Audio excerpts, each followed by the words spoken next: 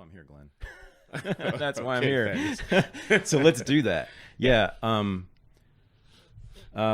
So, you're most famous, I think this is fair to say.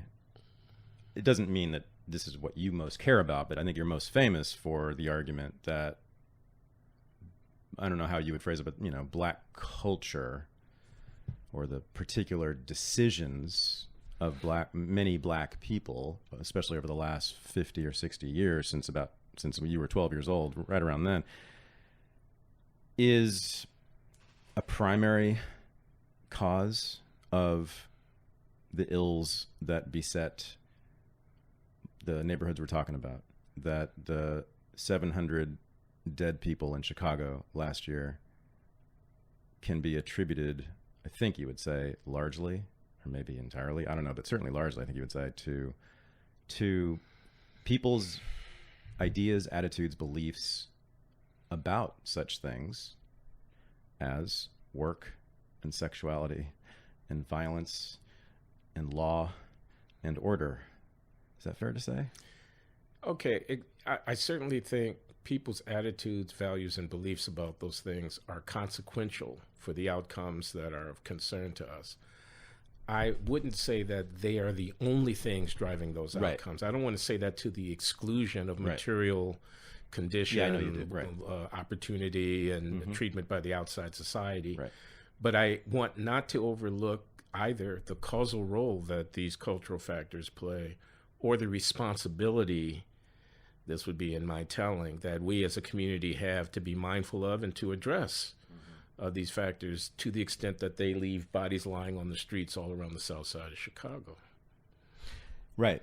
Yeah. No, I've heard you qualify it very well, and you are not making an absolute claim about this. But I think what you're doing is you're making an intervention, a sustained intervention over many, many years in a field and in a world which largely ignores that or refuses to even acknowledge the argument that you're making.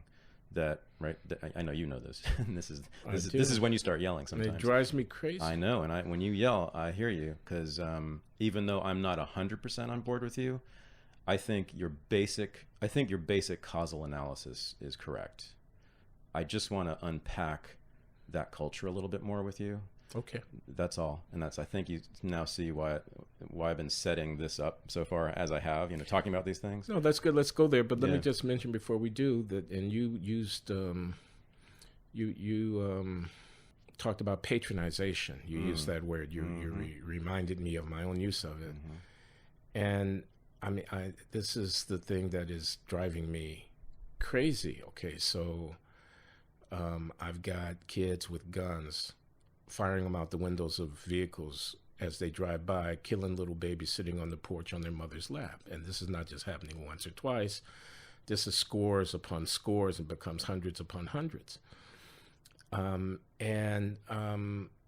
say, grow a conscience to the kid with the gun who's getting ready to take the life. I say these knuckleheads need to be confronted and called for what they are.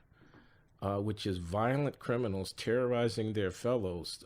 This is barbarity, I say, okay?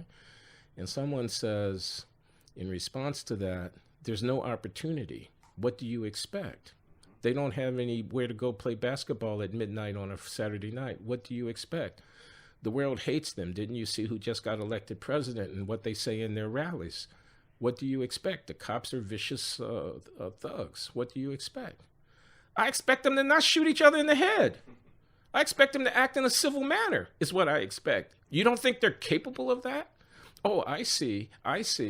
The only people capable of exercising moral agency are the white people whom you're trying to get to increase the school budget or to do something about police training or to give some jobs program somewhere. The black people who are lying bleeding out on the curb somewhere aren't capable of doing anything other than being chits who are being pushed this way and that by historical forces beyond their control. They're human beings. They have will. They can shape their lives. This is negotiable. This is malleable. This is something we should be engaged in. You don't take them seriously. They're just your little baubles. They're your little Cupid dolls. So you want to set them up and play with them like a little toddler in her playhouse somewhere. These are human beings that we're talking about. Their future is not determined by anything, certainly not by some material condition somewhere. Let's talk about making a new world there. It's kind of thing like that. So you say you're a friend of black people? You say you're anti-racist? Well, I'm not persuaded by that.